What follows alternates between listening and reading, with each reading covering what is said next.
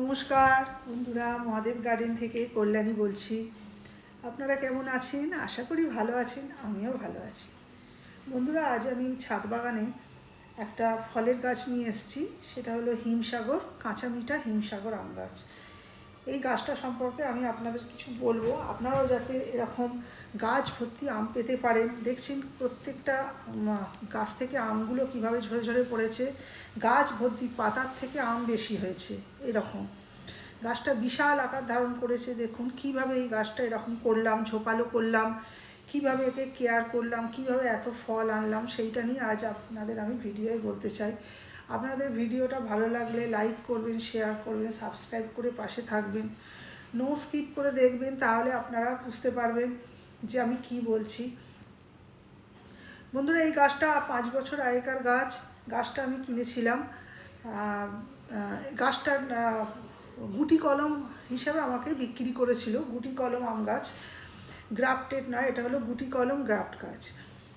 এই গাছটা আমি এনে, ছোট গাছ ছিল তো, সেটা নিয়ে এসে আমি 8 ইঞ্চি টবের মধ্যে বসিয়েছিলাম। তা বসানোর পরে আম গাছটা দেখছি অনেক বড় হচ্ছে, লম্বা হচ্ছে, অনেক শাখা প্রশাখা বেরোচ্ছে। তখন দেখলাম এইটা ছাদ বাগানে, ছাদে বসানোর থেকে ল্যান্ডে বসানো, নিচে বসানো, যদি কারোর জায়গা থাকে এরকম গুল্ম জাতীয়, মানে এরকম গাছ আপনারা, গুটি কলম আম গাছ বা যে কোনো গুটি কলম ফল গাছ আপনারা নিচে গ্রাউন্ডে বসাবেন, দেখবেন ঠিক এরকম বড় ঝোপালো হয়ে যাবে। গ্রাফটেড গাছগুলো আপনাদের টবেতে খুব ভালো হয়। এটাও ভালো হবে, এটা আপনারা যদি হাফ ড্রামে দিতাম ভালো হতো, কিন্তু এত ফল, এত ঝোপালো হতো না। এরকম এই গাছটাকে আমি নিচে ল্যান্ডে বসিয়েছিলাম। এটা বসানোর সময় আপনাকে মিডিয়াটা খুব ভালোভাবে তৈরি করে নিতে হবে। গাছটা যখন কিনবেন তখন আপনারা বিশাল বড় টবের মধ্যে এনে বসিয়ে দেবেন না, তাহলে গাছটা মরেই যাবে। সেটা আপনারা 8 ইঞ্চি কি 6 ইঞ্চি টবের মধ্যে বসাবেন। সামান্য normal garden soil, vermi compost, একটু ফাঙ্গিসাইড দিয়ে বসিয়ে দেবেন। গাছটা যখন একটু বড় হবে তখন আপনি বড় ড্রামে বা ল্যান্ডে যে কোনো এক জায়গায় বসিয়ে দেবেন। বসানোর আগে 20 দিন আগে আপনারা মিডিয়াটা তৈরি করে নেবেন। মিডিয়াটা তৈরি করার সময় আপনাকে বেশি করে হাড়ের গুঁড়ো, শিংকুচি, রক্ত সার, নিম খোল, সর্ষের খোল, খুব বেশি করে ভার্মি কম্পোস্ট দিয়ে সেটাকে 20 দিন চাপা দিয়ে রেখে দেবেন। তারপরে যখন আপনি ফাইনাল পটিং করছেন, যখন গাছটাকে বসাবেন, তখন সেই মাটিটার ওপরে বেশি করে ফাঙ্গিসাইড দিয়ে বসিয়ে দেবেন। ব্যাস, আর কিচ্ছু করতে হবে না। 10-20 দিন আপনি শুধু নর্মাল জল দেবেন। যা যা খাবার দেওয়া হয়েছে সেইগুলো নিয়েই গাছটা দেখবেন বিশাল বড় আকার ধারণ করছে, আস্তে আস্তে গ্রো হচ্ছে। 1 বছর আমি গাছ থেকে কোনো রকম ফল নিইনি। এইগুলোকে কেটে কেটে কেটে কেটে শাখা প্রশাখা প্রুনিং করতে করতে এগুলো শাখা প্রশাখা এত হয়েছে। এই দেখুন গাছ ভর্তি থোকে থোকে ফল হয়েছে। এইগুলো আপনাদের হয়েছে শুধু ওই প্রুনিং করার জন্য। প্রুনিং করবেন, দেখবেন আপনার গাছ এরকম ঝোপালো হয়ে যাবে।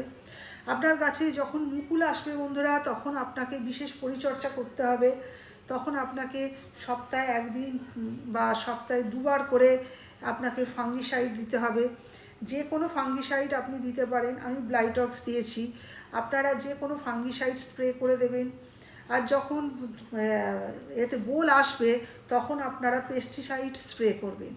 আর যখন ফুলগুলো ফুটবে তখন আপনারা পেস্টিসাইড আর ফাঙ্গিসাইড কিছুই দেবেন না। ফুলগুলো যখন আবার সেগুলো গুটি ধারণ করবে তখন আপনারা এতে মিরাকুলান স্প্রে করবেন। তাতে আপনার ফলগুলো খুব তাড়াতাড়ি গ্রো হবে, একটা ফলও নষ্ট হবে না, সমস্ত গাছ ভর্তি আপনার ফল পাবেন। মিরাকুলান দেবেন। আবার 1 সপ্তাহ মিরাকুলান দিলে তার পরের সপ্তাহে সিভিড ফার্টিলাইজার স্প্রে করবেন।